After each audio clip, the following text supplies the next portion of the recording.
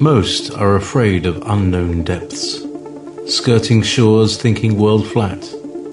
I'm with the island girls in celebration of new religion.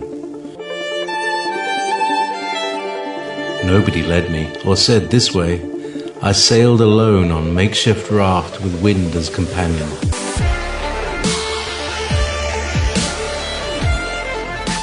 Fate for deliverance, confidence enough to assess new disposition.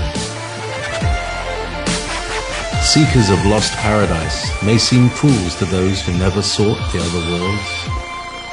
Welcome to Momentary Zen with Zen Garcia. Visit www.fallenangels.tv. You're listening to Revolution Radio.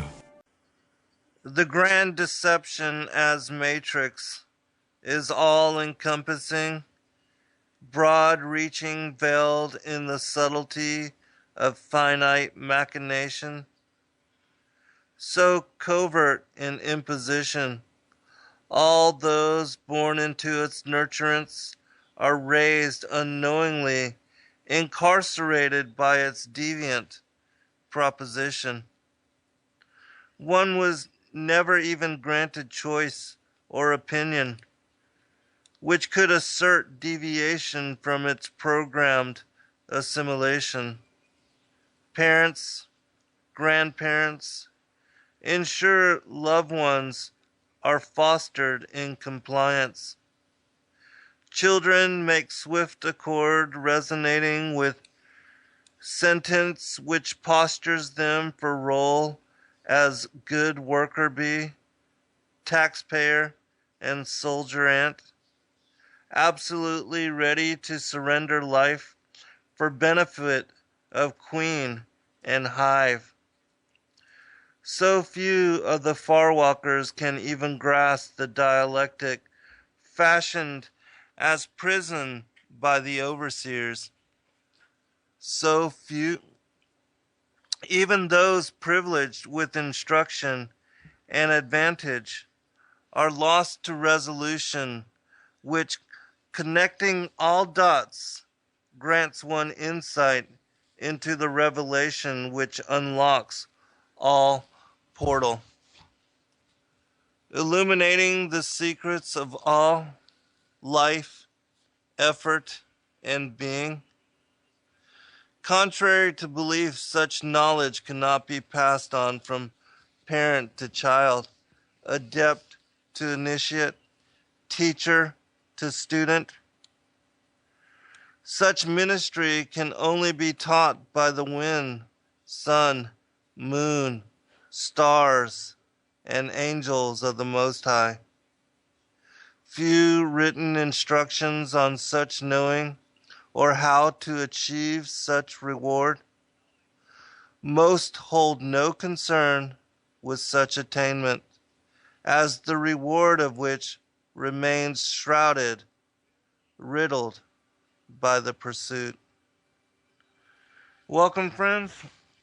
I'm your host, Zen Garcia. This is Momentary Zen, and we're streaming here out of or near Athens, Georgia, East Coast, United States of America. And I hope that wherever you are blessed with New Year, and that you are finding joy and peace and comfort, satisfaction with the coming new opportunity of new day. And I don't know if you are experiencing what seems to be the polar vortex that is coming down, or the Arctic breeze, if that's what they say. But it is cold. It's like 14 degrees outside here, and we usually average between like 50 and 40, maybe down to the 30s sometimes. But last year was kind of brutal, and I know a lot of you have experienced the same.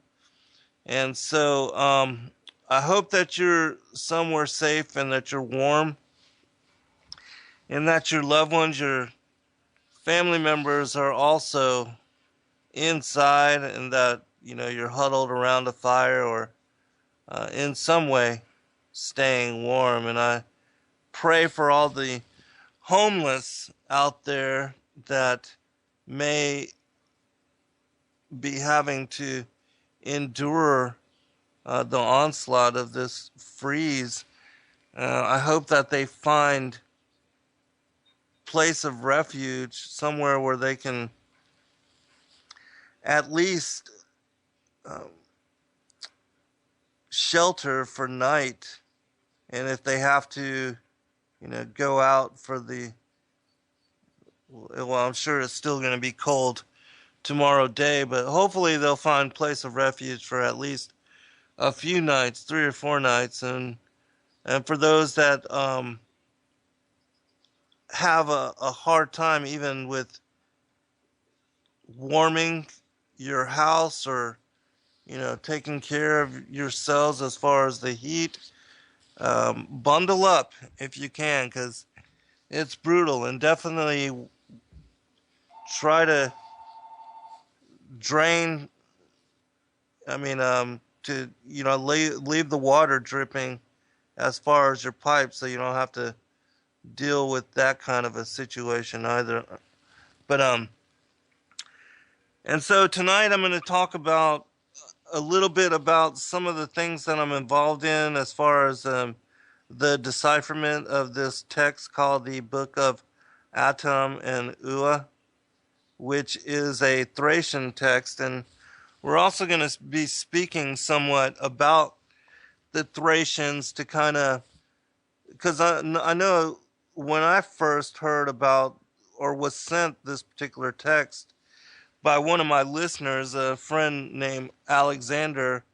He's a he's a longtime listener of the shows that I've been doing on Blog Talk and the videos that I've released also on YouTube under Endeavor Freedom. But he contacted me and asked me to look over this one particular text that he had translated from Bulgarian into English. And because English was not his predominant language, he wasn't sure as to the translation he had made and whether it would be readable and understandable by those that would read it if they were, from an English speaking country, which was the target audience for what would be the release of this information. And I'll also share some of that with you as well. Welcome all of you that are in the chat room. There are a lot of people here this evening. I'm guessing that many of you have some time off, and that or maybe it's just too cold for you to go out and do anything else but to listen to some of the shows here on Revolution Radio. But there are quite a number of individuals in the chat room, and so welcome all of you. And for those of you that are our usual listeners, those that do follow my show as well as the others that are on near and around the time that I come on, we appreciate you, and I wish that all of you are blessed in all the things that you may be doing. But anyways, as far as the Thracians, I had never heard of them myself, and I did not know about how ancient was their culture and their civilization, and also the artifacts and the remnants of the things that they have left from they precede the Greeks and the Sumerians by 2 millennia, and that some of the texts which have been translated have only been done so recently, and that most archaeologists and scientists and people that buy into, welcome Quartet, and Vibes and Wild Bob and Monty Dean and Patrick English and Hal and Wild Feather and I mean, there's a lot of people in the chat room. And so, but anyways, welcome all of you. And so we're going to talk a little bit about, the scientists that buy into the whole uh, premise that ancient man, and especially those that preceded Adam, the pre-Adamic ages, that these particular beings were primitive and had no advanced technology or capacity to build lasting structure. And then yet you have all these megalithic sites and structures worldwide that totally go against and are contrary to such belief systems, and how they get away with teaching these things in colleges and universities and to even high school kids is beyond me. Well, we know why they do it, and that they're basically trying to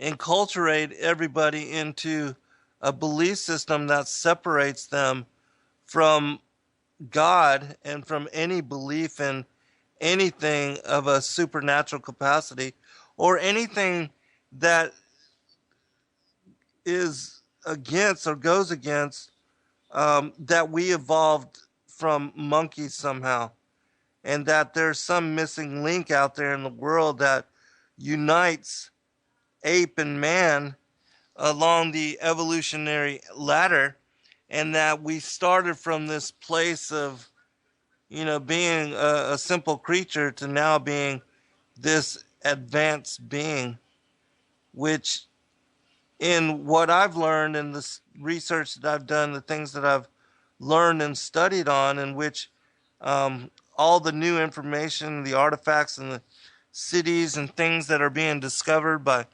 archaeologists worldwide supports the premise that I put forth in my sixth book, Sons of God, Who We Are and Why We're Here, is that we are actually at the low point of so-called civilization and technological advancement, and those things that were done in our ancient past far surpassed in ability and capacity the things that we are doing now, and that really humanity is recreating things that were done long ago, and that the times before modern humanity and even before pre-Adamic humanity, when the gods ruled, the time called the Zep Tepe, the first times, or what I refer to as being the prior times, that also what Mantheo and Berosus speak about as being the reign of the gods, which we know these gods to be the fallen angels, or gods with a little g. But anyways, that these beings preceded us, and that they were here before we were, as far as modern humanity, and that when they arrived, there was a humanoid being upon the planet, but that this particular individual was much like what we refer to as a Bigfoot or Sasquatch or Yeti or the wild man, and that the Sumerian text described this individual as such, and that it was this particular being that they had manipulated to try to create a slave race so long ago, and that they used this being as menial labor to perform simple tasks because it was not yet advanced, such as modern humanity did not even have language or a writing system or had the capacity to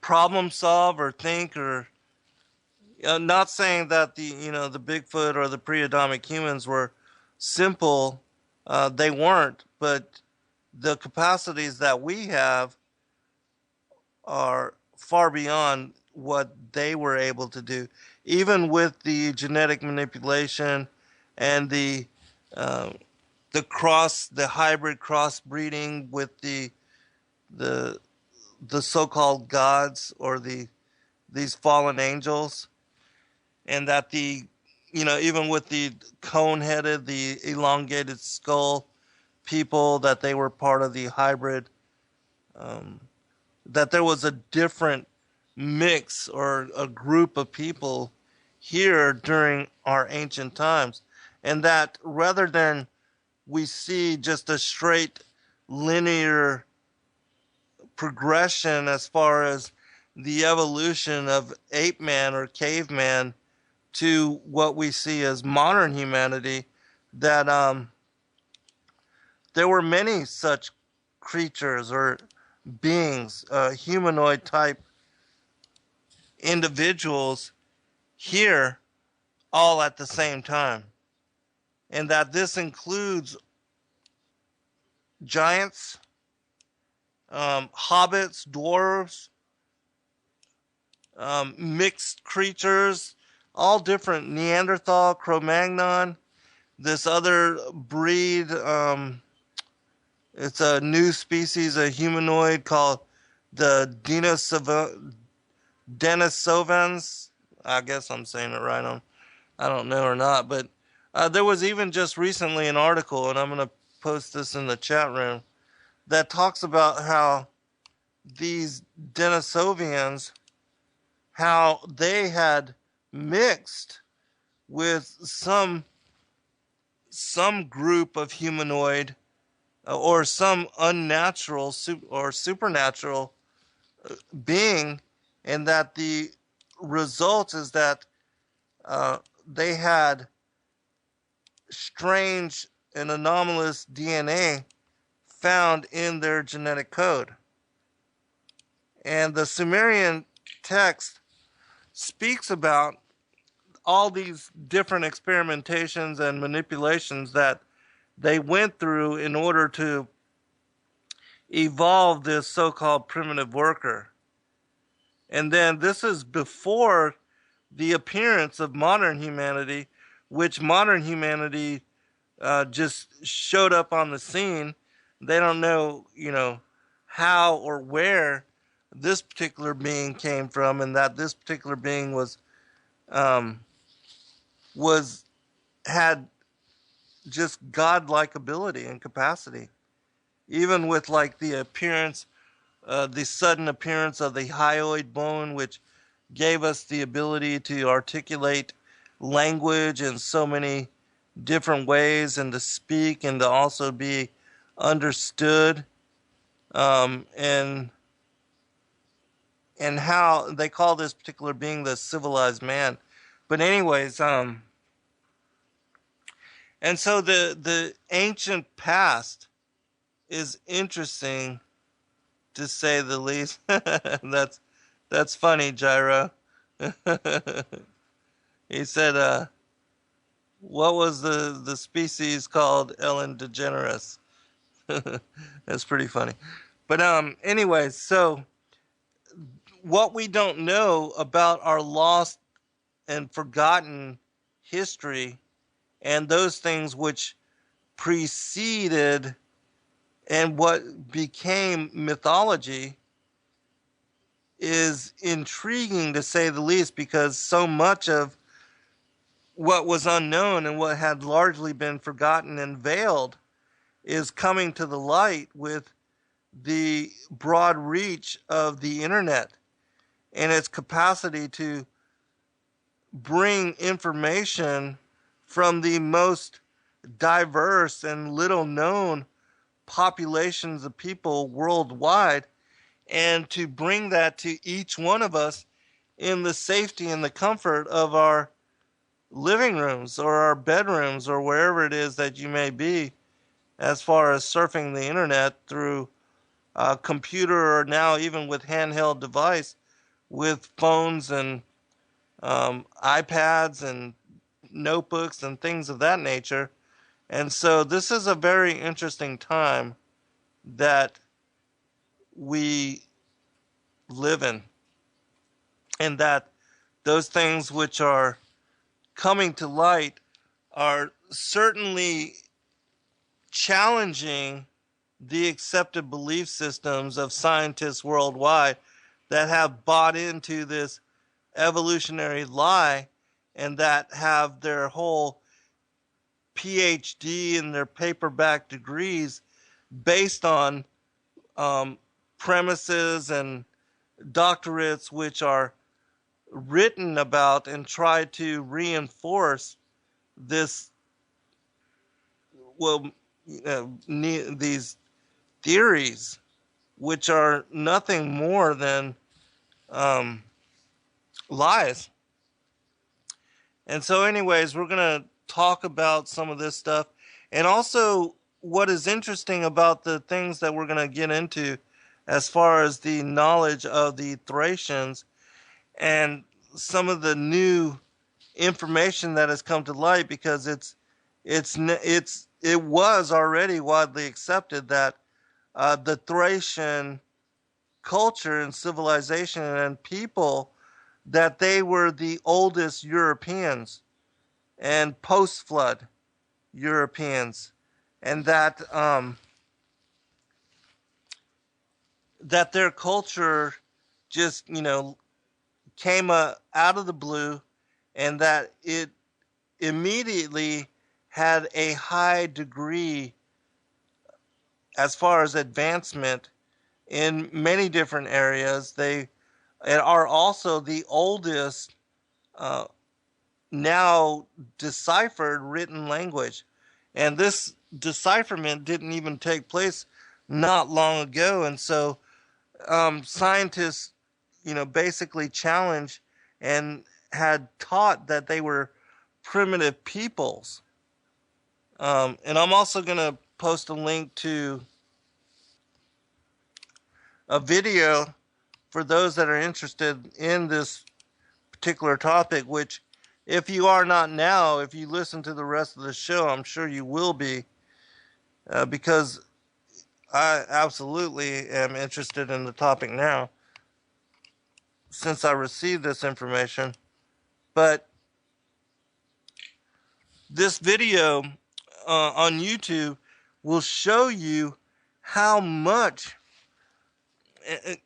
of their, of these huge mound complexes and temple complexes and pyramid structures, even like with the Bosnian pyramids, which are now recognized as being the oldest and the largest, and that they even are surpass in age and also height the pyramids in Egypt, which we know to be at least 12,000 years old, and that there's 80% of this particular culture, the Thracians, that the European countries where a lot of these remains are found in have yet to even be to be excavated, and that there's no archaeological precedence to do so. Whether they're, the funding is just not available, or the countries do not recognize the historical importance of these artifacts and relics, not to mention the priceless, the value of these artifacts, because there's a lot of gold artifacts that have been discovered in these Thracian digs, but that nothing is being done. It's only recent that some of the hello vibes. It's all good, brother. But it's only recent that they've even had interest and money to fund the excavations of this Bosnian pyramid. And so a lot of this stuff is just sitting there idle and waiting for somebody with money and interest to perform excavating these numerous sites. And I know if I was a millionaire or billionaire or somebody that had a lot of money, I would absolutely put money towards this kind of a project, because there are untold riches in just incredible amounts of just sitting there in the ground waiting to be discovered. And you'll even see, if you watch this particular video, the individual that is narrating and speaking about the Thracians, he goes to one of these countries, I believe it's Romania, and he shows just huge complexes of these tall mound and pyramid like structures that are buried under the earth, that are just sitting out in these huge tracts of empty land, and that there's nothing around them, no peoples, no villages, nothing, and they're just sitting there idle.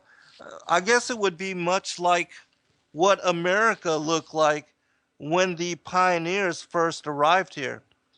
Because I'm not sure if you're familiar with the prehistory of the Americas, but when the pioneers and the all the Europeans that came to this country settled in and began to start farming the land, there were thousands, even tens of thousands, maybe even hundreds of thousands of these huge mound structures found all over the country. And when they dug into them, they found all of these different giant bones and skeletons and weaponry and these texts. We'll be right back. All right, welcome back, everybody.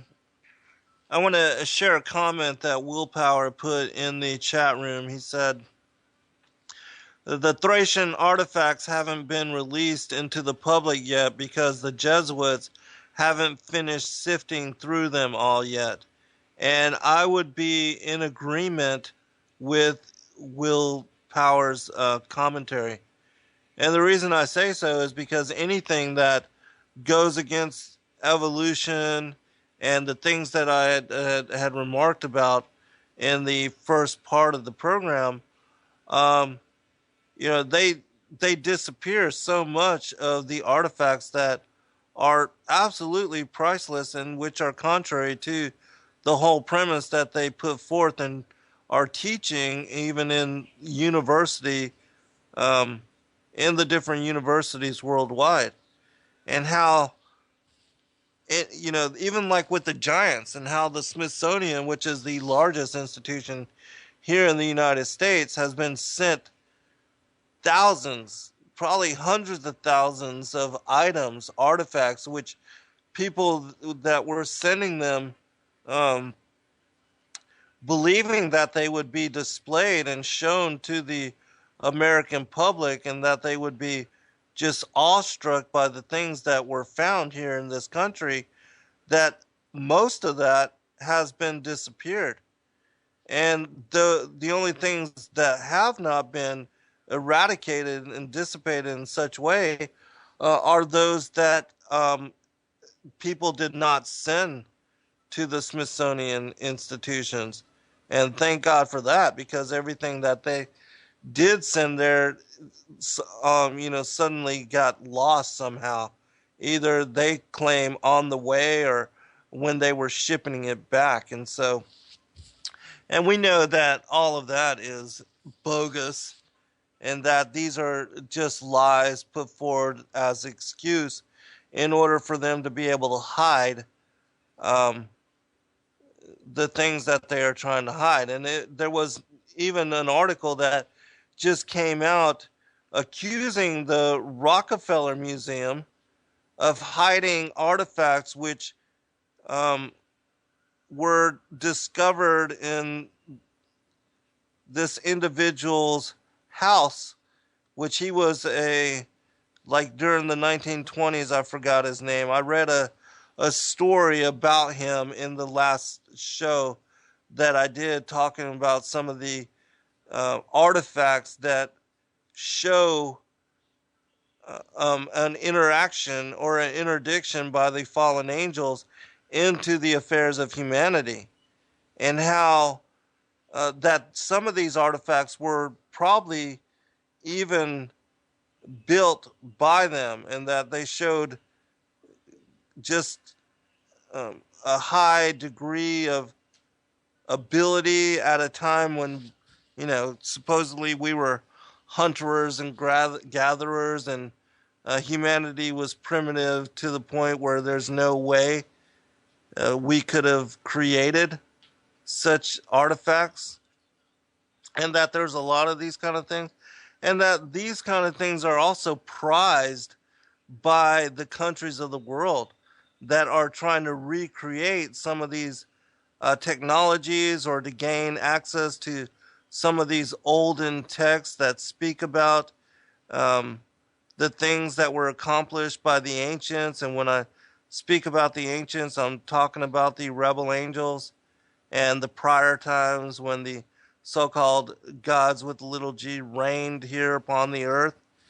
And even like with the Veda texts and the Hindu texts that speak about the technologies that they had, and that even when Oppenheimer was asked about the use of an atomic bomb, that he spoke about how this was the first new such device to have been exploded, but that he remarked about how the ancients had also similar technologies, and how there were many old cities that were vitrified in such way that only an atomic blast could have resulted in in such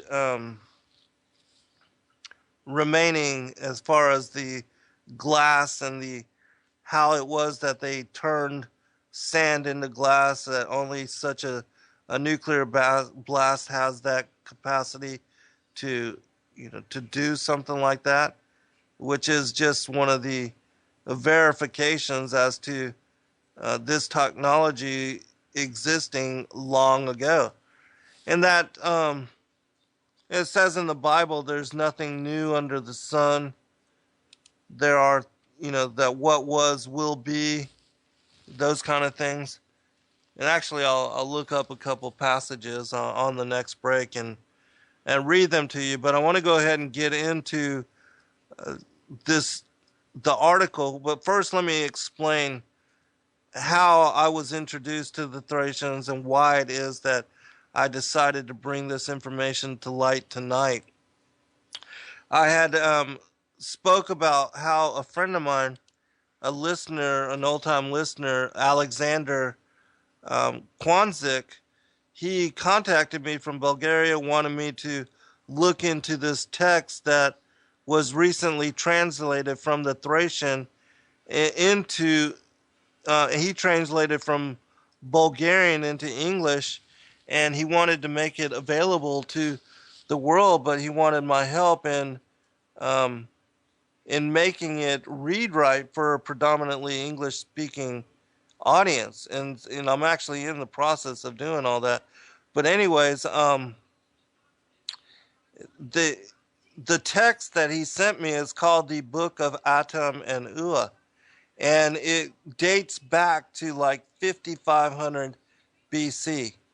And the interesting thing about this particular text, which it was written by a Thracian priest king named Orpheus, or Orphi I the first, and that based on his writings, um, a king named Sitalkes, which I'll read a paragraph about all this afterwards, brought it to light and put it to, wrote it into this particular text that was translated by a Dr. Stephen Guide, who became the person, and not even long ago, I think it was like 2006, that was able to crack the code and to decipher the Thracian script.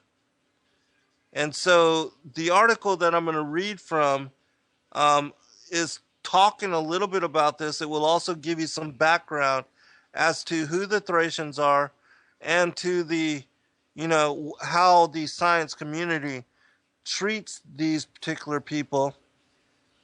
And also, it will give some historical precedents from some of these Greek historians as to um, passages which relate and which talk about the Thracians as a people. All right. Let me go ahead and post a link to this article in the chat room for those of you that would like to follow along. Or if I miss something, or because I probably won't read the whole thing, you can have it and you can read it for yourself. All right. It says this. The Thracian religion was centered around life, death, and fertility. The Slavs were Nordic and obsessed with the sun and the moon. The Thracians were great warriors with independent tribes, and while the Slavonic culture was agriculture and conservative. The Thracians brought us kukri traditions and Baba Marta. The Slavs gave us the traditional circular Bulgarian folk dances and the lucky number 3. Without knowing it, these centuries-old civilizations worked together to create a modern culture for their descendants. Today, Bulgarians consider both the Slavs and the Thracians to be their ancestors, but the more primitive Thracians, that's what they'd like us to believe. The primitive Thracians were here first. Their artifacts dominate the archaeological headlines, and you'll find handmade souvenirs depicting their heroes, horsemen, and chariots. Most foreigners in Bulgaria have viewed a Thracian treasure or read about these tribes which spread across the Balkan during the 4th and 5th centuries BC. Spartacus, the gladiator slave who's led a rebel war against the Romans, was a Thracian. Homer mentions the Thracian in the Iliad, calling them the people who reminded him of the gods.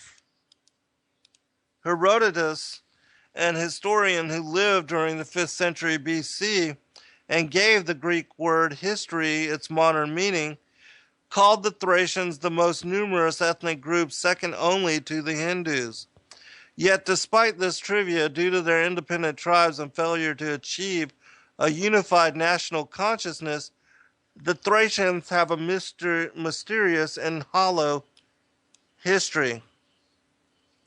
The Bulgarian Academy of Sciences, a professor and archaeologist, have conducted a myriad of meticulous digs across the decades, but while they have uncovered ceramic artifacts, masks, and a cache of over 15,000 gold Thracian pieces, and controversial archaeologist Georgy Kitov has unearthed a bronze head, a tomb, a sarcophagus, and many other pieces, they have overturned no evidence of a Thracian alphabet or a written form of communication.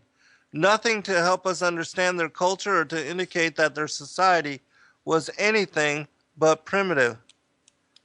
Hence, when archaeologists exploring the remnants of a Bronze Age fortress in Perperikon in southern Bulgaria discovered ancient carved tablets a few decades ago, they were hoping for but not expecting anything new. At this time, the Bulgarian Academy of Sciences did what academics did: examined, handled with care, whispered to each other, even after they searched for a repetitive pattern which can scientifically prove a language or at least a form of communication.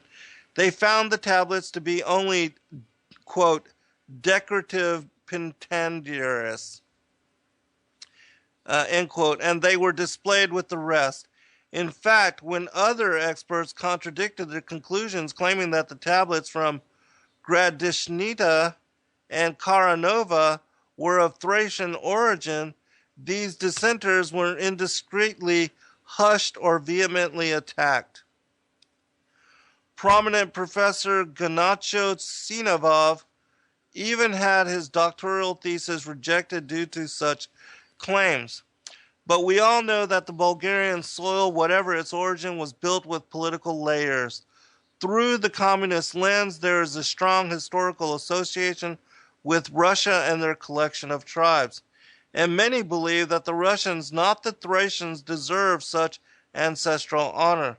After all, if you want to know who the Bulgarian adore, just take a walk in any Sofia Park. Over the past few years, these same Bronze Age tablets were revisited by Bulgarian-born Dr. Stephen Guide of the Institute for Transcendental Studies in Long Beach, California, an expert in linguistics, cryptography, and transcendental analysis.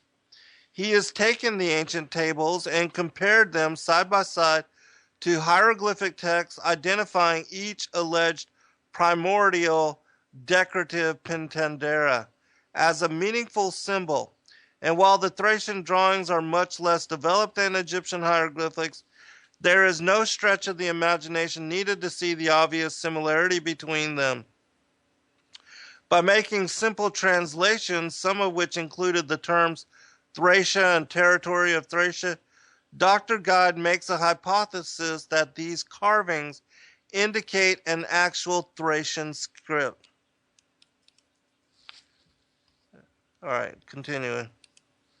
This means, quote, this means that the earliest written form of communication known to mankind, the dawn of human civilization, Guide urged with obvious passion, originated here 7 millennia before Christ in what is now Bulgaria, preceding the Sumerian and Egyptian hieroglyphics by nearly 2 millennia.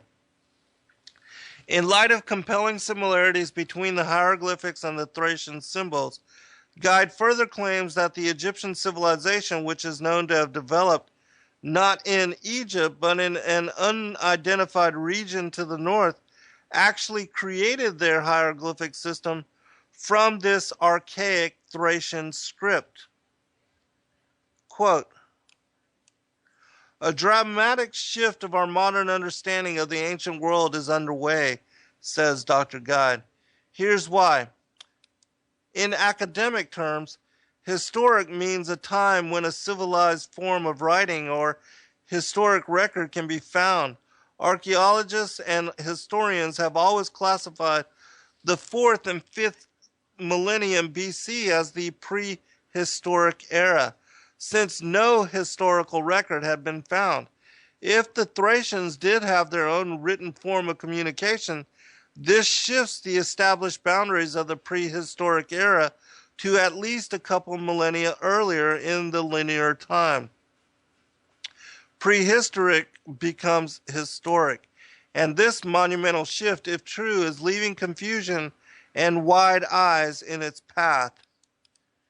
It's not surprising that such an earth-shattering shift has raised questions, eyebrows, and voices from the Bulgarian Academy of Sciences. It's natural to question a claim that not only contradicts a major tenet of Thracian history, but disrupts long-held beliefs about the beginning of civilized written communication.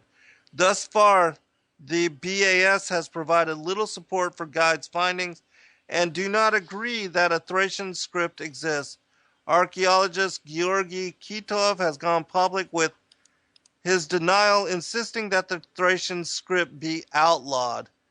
Be outlawed. Oh my gosh, that's ridiculous. If such symbols contain a Thracian script, why haven't we found more evidence? How do we know these artifacts weren't simply relocated to Bulgaria from Egypt as a result of trade or other cultural exchanges?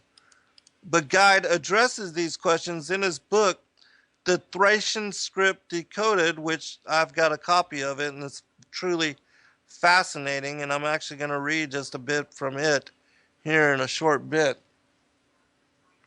According to ancient Orphic traditions, text indicates that the primitive peoples often worshipped their tablets as living beings of divine nature, reckoning it blasphemous to use these sacred signs in the profane and mundane way in which we currently think of drawing today. He also provides detailed comparisons between the scripts and the ancient Egyptian texts, carefully demonstrating both distinct similarities and subtle but fundamental differences. He insists that the ideas and thought patterns from the Thracian script reveal more archaic and primordial concepts than their later Egyptian counterparts and suggest a process of gradual, typical Egyptian remodeling and cultural assimilation, meaning that the Egyptian hieroglyphics are based upon the Thracian texts. All right, just a couple more paragraphs. While the Carnova tablet is on display here at Sofia's Archaeological Museum, the Gradishnita tablet is being kept at the Varasta Original Museum. Rakinsky, a professional historian and director there, is providing complete access to other artifacts of the same time period and welcomes Guide and his team. He does so in opposition to the Bulgarian Academy of Sciences. Good for him. This breakthrough, unlike the sensational gold artifacts archaeologists often pull from the earth, is about what's beneath yet another surface. It's about discovering the truth. It's about the very first civilization known to man. And this information has the potential to alter the way we consider the cavemen of this country. But to find, you must dig. Peruse the 50-page English summary of Guide's book, The Thracian Script Decoded. Visit the museums and view the tablets yourself, as Guide quotes from Ecclesiastes, for as the eye of one is able to perceive, so is that person altogether. All right, I'm gonna post a link to this particular text for those that might be interested. If you want to look into it for yourself, it's absolutely fascinating. You can actually download the PDF copy of this text from this link and read it for yourself. And I'm actually going to read an excerpt from it here in just a few minutes. All right. Posting it in the chat room. All right, so let me just re-summarize this. Basically, what Dr. Stephen Guide has been talking about is that the Thracians were, which they preceded. We'll be right back for second hour.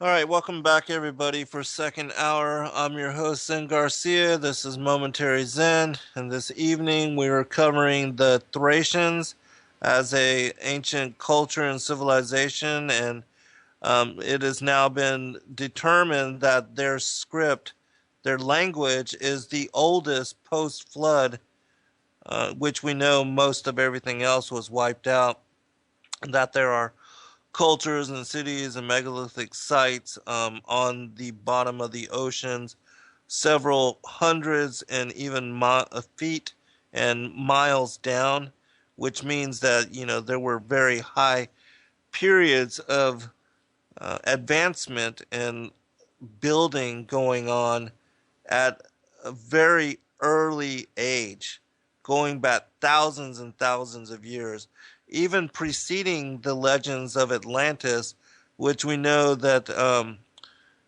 according to Plato, that Atlantis, the final destruction, was the advent of the global ice age 12 to 13,000 years ago, and that there are other stories, like the work of James Churchward, who wrote all the material on Mu as the motherland, that even Atlantis was preceded by a mother culture, um, and that he calls it Mu.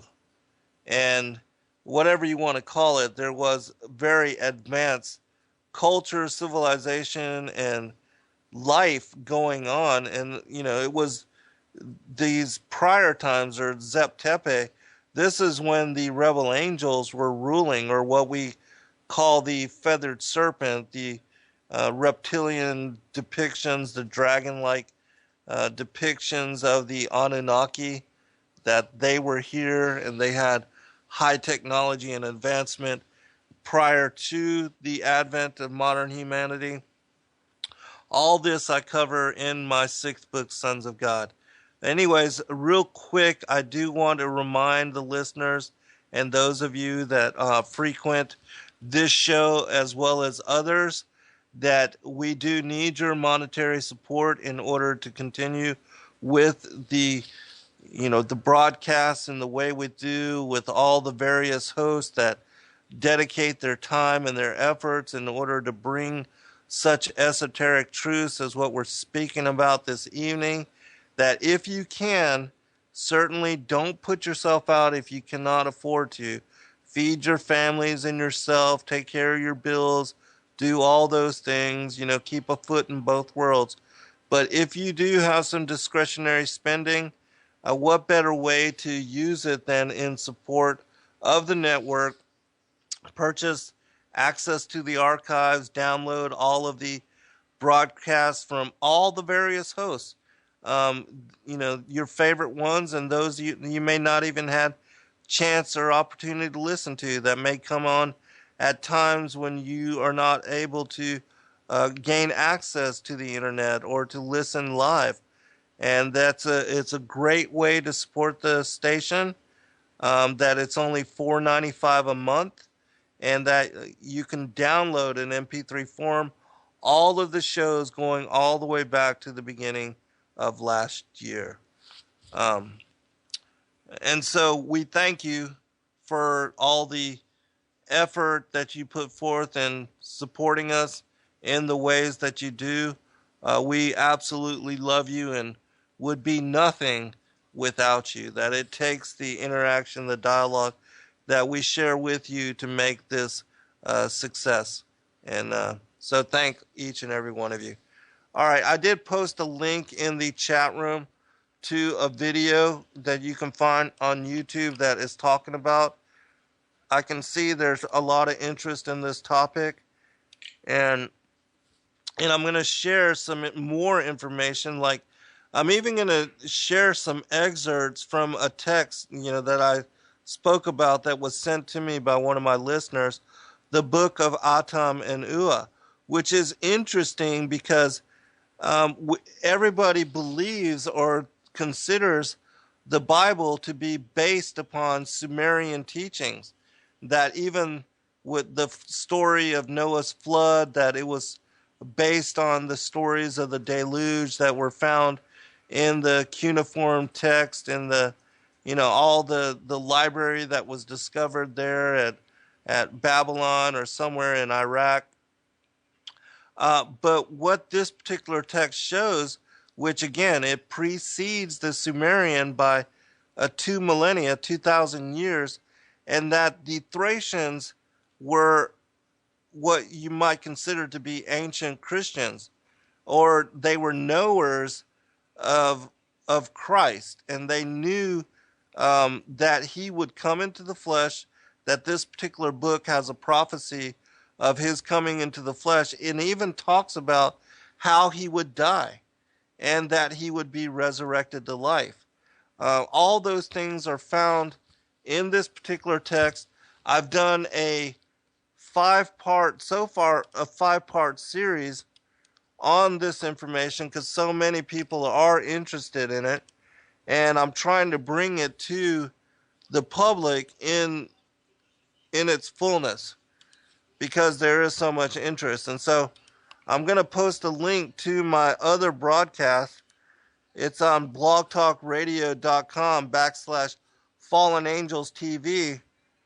If you just scroll through the archives, you'll see that over the past 2 months, I've done 5 broadcasts on this particular text that I'm going to be quoting from in what will be the final segment of this 2-hour show. But before I get into that text, I want to read just a little bit from that text that I put, that I linked into the chat room. You're welcome, Hemp. It's from the Thracian script decoded by Dr. Stephen Guide, and he is the one that discovered this text and translated into Bulgarian. And my friend Alexander translated from the Bulgarian into English, and this is the text that he provided to me, which you cannot find it anywhere on the internet. Nobody else has a copy of it besides him and I. And this is the text that I read from in these series of shows. And I'm actually going to publish it as a supplement to and include it in my next book, which will be on the war in heavens, the end of days, and the destroyer, which I'm working on now, and I should have it done by the spring, hopefully. And so I'm going to read just a little bit from this text from Dr. Stephen Guide about how this information came to light, how he was able to translate the Thracian text, and what this means for the world. And I'm not going to read a lot, so we'll have a lot of time to focus on the actual text that was sent to me, the book of Atam and Ua. This is definitely not just another attempt at decoding the plates from Gradashnita, 5th millennium BCE, and Kara Nova, 4th millennium BCE. This book makes all the difference compared to all previous decades of works, presenting various already discarded suggestions, interpretations, and presumptions, and on and on and on. All failed attempts at decoding any of the engraved signs upon the plates, or even making informed guesses about their meaning. For the first time ever, in the scientific discourse laid out in this book, you will find the complete and final scientific decoding of each and every one of the pictographic signs upon both tablets, and the consequential results are, the least to say, unprecedented and sensational. What is especially unique about the reading of this prehistoric text from these particular plates is the elegant research methodology used by the author to display literally before the eyes of his audience all the linguistic detail and artistry leading to the undisprovable and direct conclusions from the accurate and final analysis of the hieroglyphic pictograms and their full meaning rendering. Some of the deciphered words in the text mention the name of Thrace and the territory of Thrace since around 7,000 years ago, as well as the evidence for well-defined Thracian Orphic themes since around 6,000 years ago, are bound to turn at least a few scientific heads.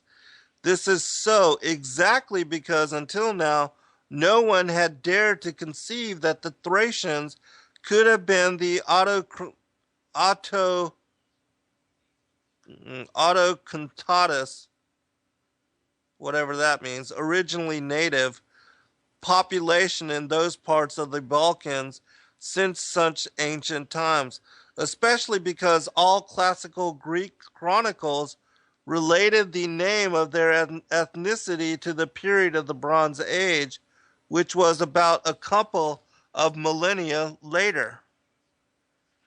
What's most astounding yet is the fact that the Thracian pictographic script, now decoded, was found on artifacts namely the two plates above, which are of such antiquity that it is now considered conclusively to be the first and oldest script ever known to mankind, predating the written artifacts from Sumer and Egypt by some extra 2 millennia. Of course, this is only post-flood, that the deluge wiped out, even older cultures and civilizations, of which the Thracians are, their legacy. They are the inheritors of the Atlantean as well as the mother cultures, which preceded them. They didn't just pop out of nowhere and suddenly have all this knowledge and technology and advancement. It came from somewhere. On top of that, now it becomes evidence that it was first developed and used by the Thracians, who have been labeled by historians for far too long as a people of no letters. It is worth mentioning the fact that these people of no letters evidently made use of this most ancient pre-hieroglyphic script for at least a millennia, since the hieroglyphs identified on the plate from Gradishnita, 5th millennium BCE, and the ones identified on the plate from Cara Nova, which date back to the 4th millennium BCE, have been found to be of the same type of pictographic writing. Therefore, it is very likely that a number of other findings from the same period, which have so far been defined as decorative artifacts, may also turn out to be literary documents written in the same Thracian script. It will become clear from the discourse in this book that this particular script represents a special type of pre-hieroglyphic writing, identical in character and similar in style to its later counterpart, and possibly direct descendant, which we all know as the Egyptian hieroglyphic writings, famous for style and beauty from its pyramid texts and specimens of a legendary epoch, notably over 2 millennia younger than that of the Thracian. All right, I'm going to only read just a little bit more. Some experts in the field may actually be so unprepared for a surprise of this magnitude that they may wish the plates were a fake, specially fabricated by an interested party. But luckily, however, the plates from Gradishnita and Cara Nova are not a new or recent discovery, but have been around for several decades and have been thoroughly tested by experts for their genuineness, as well as accurate datings have been certified. There have been hints and doubts about the possibility of identifying early pre-writing patterns upon them on numerous previous occasions. However, none such have been agreeably identified or decoded until this present and final success. Analysis by authoritative sources have been done in the past, searching for similarities between the signs on the plates and other already known ancient scripts like Linear A, while the findings of others categorically rejected any notion that the signs represented a writing system at all, since they could not identify patterns of repetitiveness in the engravings, which could be the hallmark of any known linear writing system. Notwithstanding their differences of opinion about the nature of the artifacts themselves, however, most writers have agreed that if a type of writing was to be indeed identified on the above named plates, this could bring about a dramatic shift in our modern understanding of the ancient world. Well, mine is the privilege to announce that in the course of my present research, the ancient Thracian script has now been finally decoded, and the results are unprecedented and sensational. All right, I'm going to stop there. I did give you the link to find this particular text. and to also download it for yourself. You can read it. It's 50 pages, and he actually, in the very next part, he breaks down how it was that he decoded and deciphered the Thracian text by utilizing the Egyptian hieroglyphic text. And he tells you which exactly he used in order to do so. And he gives you a comparison of the Thracian script with that of the Egyptian hieroglyphics.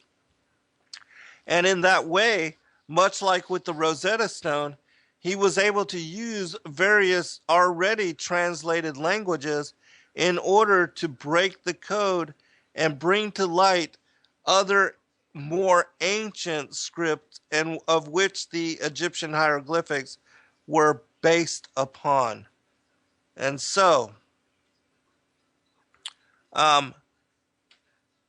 Patrick English is talking about the Orpheus of Greek mythology and the story of how, he was able to lead his wife out of Hades, and how Hades actually, or Pluto, actually let him go because he was so enchanted by his music.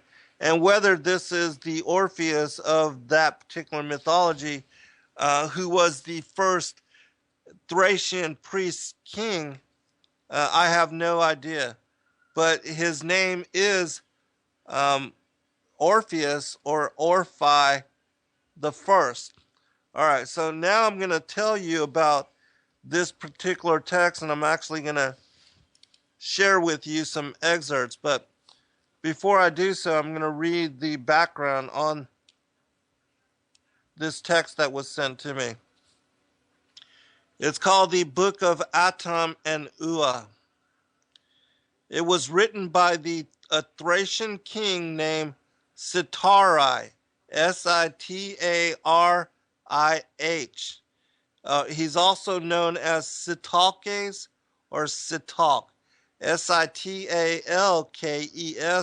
or Sitalk. He lived during 431, or maybe he reigned from 431 to 424 BC.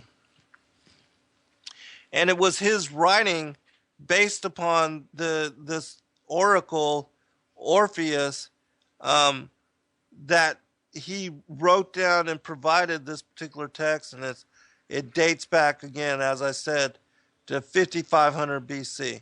It says this: translated by my friend Alexander Kwanznik from Bulgarian into English.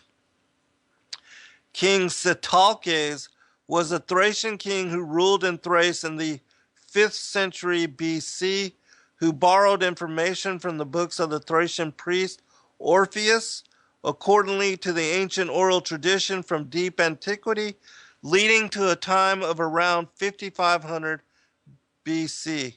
Parts of the text in this book were later adopted into other religious books.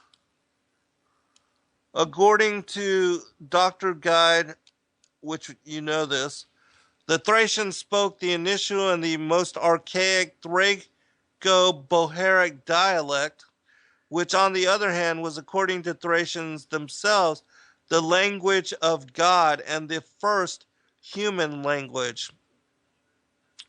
There are at least 5 different versions of rewritings, among other written in Boharic, Scythian, Ethiopian, and later in Arabic. This published text about Adam and Eve contains the most information about them, which is missing in most other later variations and hidden from the public for some reason. Now, it's my opinion that not only is this text not been made or revealed to the public, and that information about the Thracians themselves has been kept hidden and kept secret, and that they're doing everything they can to prevent even knowledge that the Thracians were a very civilized people, and that they were the first among the post flood post-deluge period to establish themselves. Uh, in my opinion, it's done just as the reasons for hiding the information about the giants and about the, um, even the Atlanteans and all those mother cultures that are linked to the olden times. That all of this is hidden from the public because it doesn't fall in line with evolution, or that we somehow evolved of apes. In fact, it's the complete opposite. It actually shows that the oldest cultures, the oldest civilizations, were far in advance of even modern humanity right now, and that they had capacities which greatly um, greatly outvied even our own, and that we as a culture and as a people have been breaking down in advancement since the earliest times. And as the book of Enoch shows to us, the rebel angels were here before us, and they brought with them the mysteries of the heavens, the knowledge and the mysteries of the heavens. We'll be right back. All right, welcome back, everybody, for final segment. Following, just so you know, Vinny Eastwood is going to be on with Santos Bonacci and Jordan Maxwell here on Studio B, which that should be an interesting show. But anyways, so I posted a link to the Thracian script decoded. You can find it there in the chat room. You can download the PDF for yourself, or you can read it online. But as I said, it's an interesting text. And it's the actual electronic copy of this particular that I'm talking about, where Dr. Skeven Guide translated the Thracian script from the Egyptian hieroglyphics and found that it was much older, and that this information has been hidden and has been, kept away from us, so that we don't really know about our ancient past. And so, Hurlborn, you were asking me about this particular text that I was referencing, so you can find it there in the chat room. And also, for those that may come and listen to this in the archives or hear it later when it's posted to YouTube, or you've listened to it somewhere else, you can just contact me at zengarcia.com and email me through that website. If you're interested in any of the books that I've done, all of them are available there as well. My first two are sold out, but my third book, A Different Way of Being, my fourth book, Lucifer, Father of Cain, which I have a new edition out now, and has 50 more pages of information confirming the whole premise of that book. My fifth book, Awaken to the New World Order. My sixth book, Sons of God, Who We Are and Why We're Here, which covers all of this information. My seventh book, Skyfall, The Angels of Destiny. And my eighth book, which is based on the Targums, or the Aramaic translations of the original Hebrew Torah, that you can contact me for any of those. And so you'll be able to, and if you're interested in purchasing any of those, I'll be glad to bundle them together for you, autograph them, and give you a discount and ship them to you. You can have me personalize them to somebody else, your loved one or family member, and I can autograph them in that way. But anyways, all of the information that we're talking about now is found in my book specific, my sixth one. But for those that come later in the archives, if you want the link or are trying to find information on what I'm talking about here, just contact me at zengarcia.com and I'll be glad to get you the particulars so that you can follow up and do further research on all of these things that we're talking about here. All right, so now we're going to go to the actual text and I'm going to read some excerpts because there's some very interesting things that are found within this particular text. And of course, I'm not going to be able to read it all because even after 5 90-minute shows, I've only made it to chapter 50. And this particular text, the book of Atam and Ua, let me go down to the very end. It has 68 chapters. So it's quite a bit of information. And there are things within this text that you won't find anywhere else. And as I said, it's knowledge. The whole book is about when Adam and Eve are kicked out of paradise. Like the whole Genesis account, it begins with the creation of the heavens and the earth, and then talks about the creation of humanity, Adam, modern humanity, how they were placed in paradise, how they were beguiled, and how they fell from grace and lost their immortality, their bright natures, and ended up being banished here to the earth. Um, Another interesting thing is that it depicts the tree of the knowledge of good and evil. Well, first, it speaks of the Nakash. For those of you that are familiar with the biblical text, it speaks of the Nakash, which is the serpent of Genesis 3. It speaks of this being as being the winged serpent and guardian of the tree of the knowledge of good and evil, which I thought that was absolutely fascinating.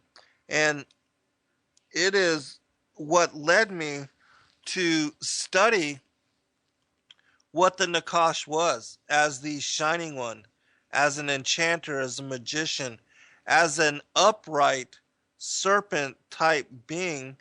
In this case, a winged serpent, which of course is a representation of a dragon, and that um, and that the worship of the feathered serpent worldwide is also connected to the beguilement of Eve and her impregnation with the first hybrid, the first son of the devil or scion of the devil, um, Cain, who was a direct descendant, a physical progeny of this particular being.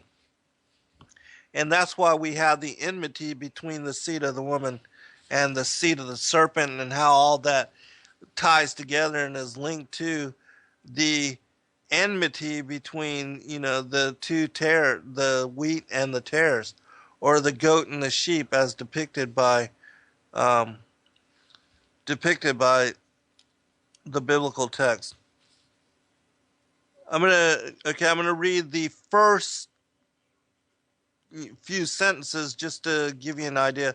Also, you have to know that I'm helping my friend translate this into English that would read correctly, for those that English is their first language. Right now, it doesn't always do that. And there are some corrections that have yet to be made. And so if it reads funny, you'll understand why. That Bulgarian is my friend's first language and English is his second. And so that's where, my help is coming into the picture as far as this text. And again, I did post a link. Let me go ahead and do that real quick. For those that may be interested in hearing the first 5 parts of this series based on this book of Atam and Ua, you can find it here at this link. This is my other broadcast that I do every Saturday, 5 to 6:30 p.m. And so in the past 2 months I've done 5 shows on this material. All right, I'm going to go ahead and read from the excerpt. It says this: In the beginning there was nothing whatsoever. There was only one, and there was nothing that the one could have, except for everything that he had inside of him, because he was everything. There was not time, no place, and no sound. There was not a single ray. There was nothing but the one, and the one did not even have a name, because nobody ever called him by his name, since there was nobody who could call him by his name. And there was no language in which he could ever be called, neither the sound in which his name could be called upon, nor was there an image with which he could appear. And from this one everything is, and everything was made, because he wished it to happen. And when he wished, there was nobody he could give it to, and there was nobody who could fulfill his wish, because the wish was love, and there was not yet an object to this love.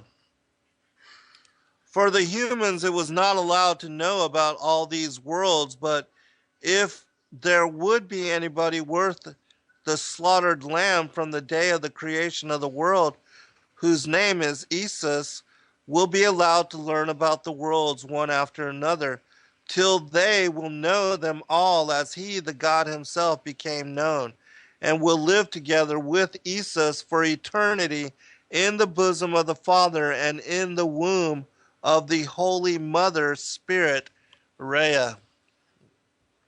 All right, and that passage kind of relates to John chapter 1, verse 1 through 5, which speaks about, in the beginning was the Word, and the Word was with God, and the Word was God. That particular text. All right, now this is about the portal, the tree.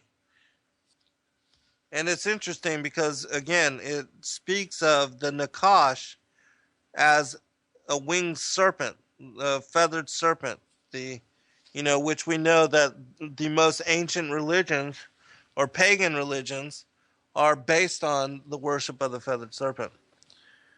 The tree looked at her in a way that she became speechless. She went to the tree to stroke its polished surface.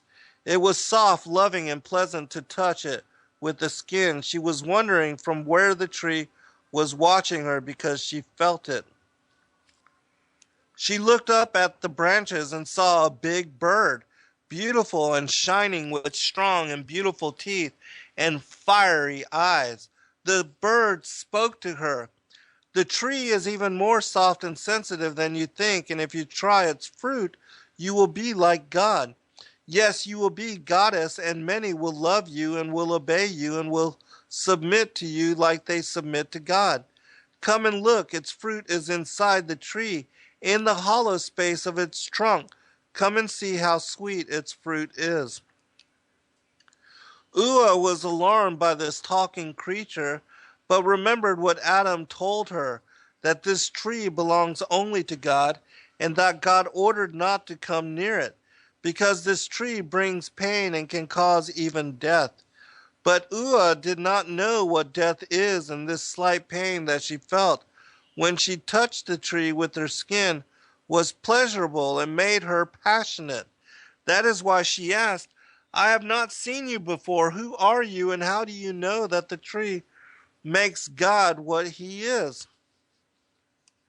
And the creature whispered to her with a soft voice, I am the flying snake and guardian of the tree of the knowledge of good and evil.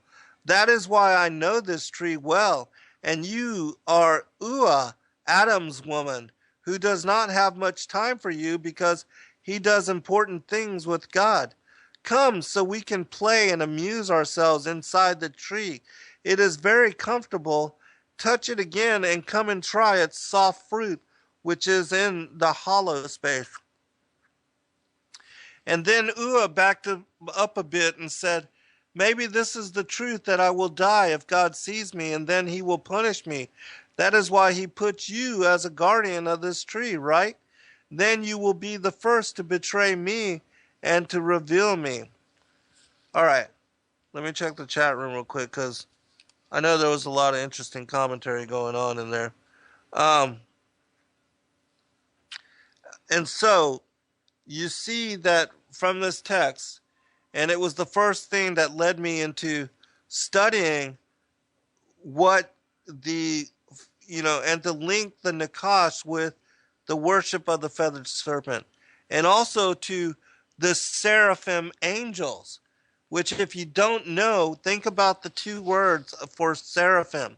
Sarah is snake or serpent, and Rephaim is giant. So this is the seraphim angels are giant serpent-like beings. And because we know that they're winged serpent, feathered serpent, angelic serpents, that's where we get the whole mythology surrounding the dragons that brought to earth, like in Japan and in China, they're worshipped. Oh no, Dreamweaver says many of your shows have just disappeared from YouTube. Oh great. That's been happening a lot of late. I don't know why, but I'll look into it a little bit later.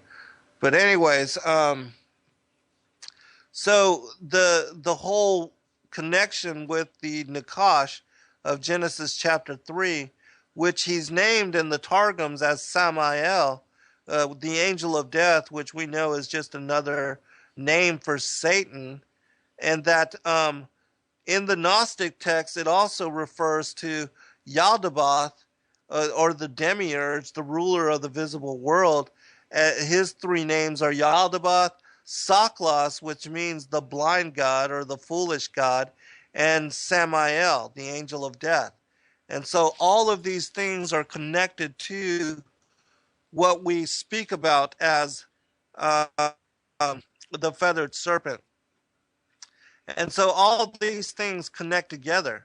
And that is another reason why I think this text is so relevant and so important. And if you take the time to listen to the series that I've done on it, you'll find that it's a fascinating text, and it covers from the fall of paradise, their transition in the flesh, the beguilement of Eve, everything. It's just a truly fascinating text. And so I'm going to continue reading while I can some excerpts from this text just to kind of pique your interest for it. The next particular part is about the tree being a portal, almost like a stargate, and that when they enter it, they're not able to find their way out because they fall from paradise and end up being banished to the wilderness of the earth in a place called the Cave of Treasures. It says this: "It is time to go out from the trees," said Atam. Ua replied, "I want more. Why are you in a hurry? God may look for us. I don't want him to find us here, especially when we are naked." Ua asked, "By the way, where are our clothes?" Atam answered, "Maybe we have left them outside the tree. Come, let's go to get them." And both tried to come out from the hollow place of the tree. They looked around but could not find the way out. They were scared. They could not understand why this was happening, knowing that they entered the tree and that there was an entrance. Where was it now? "Because the entrance to the tree is here where the garden is, very close to you, but being from your side, the distance is so..." Oh, this is what the Word of God, which, is Christ, he speaks to them many times, and he tells them why they are to be punished. And he's also the one that spoke to them, telling them to not eat from the tree of the knowledge of good and evil. And so Christ was there at the very beginning. He's even the one that banishes Adam and Eve from paradise. And so this gives you a whole nother, uh, as far as, perspective on Christ as God's word, and gives you the information of how he has been interacting with humanity since, the exile and the banishment from the kingdom of the first man and woman, Atam and Ua in this case. And he also raises them from death when they're persecuted by Satan on the wilderness of the earth, or what is the Garden of Eden, and where they are forced to live in the cave of treasures. And all of that is part of this text here. But let me just continue reading because we're going to run out of time.